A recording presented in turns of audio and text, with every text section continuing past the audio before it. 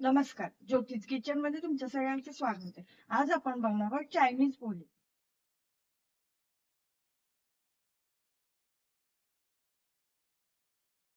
त्यासाठी लागणारं साहित्य आहे ते आपण पाहून घेऊयात. त्यासाठी लागणारे आपल्याला उभा चिरलेला कांदा, भिजवलेले पोहे, उभा चिरलेला टोमॅटो, चिरलेला कोबी, तेल, उभी चिरलेली शिमला मिरची, soya sauce, chilli sauce, tomato sauce, आलं लसूण पेस्ट, मीठ आणि साखर.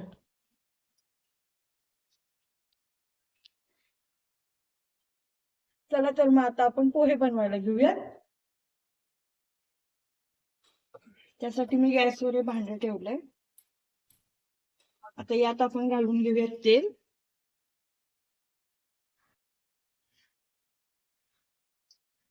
आता तेल जरा गरम झालं की आपल्याला यात कांदा घालून घ्यायचा आहे. आता आपलं तेल गरम झालंय. आता यात आपण घालून घेऊयात हा कांदा.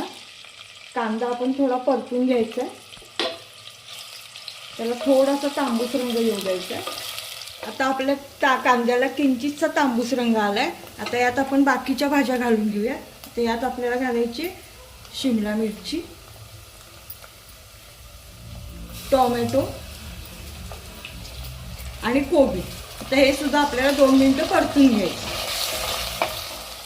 आता 2 मिनिटं झाली आहेत.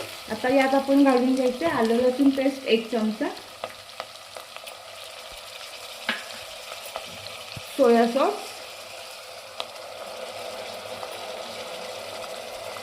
चिली सॉस आणि टोमॅटो सॉस. हे सगळे सॉस मी 2-2 चमचे घातले.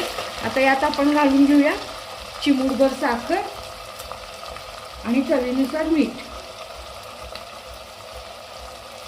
आता हे सगळं आपल्याला एक मिनिट परतून घ्यायचं. आता हे सगळं आपलं छान परतून झालंय. आता यात आपण घालून घेऊया भिजवलेले पोहे.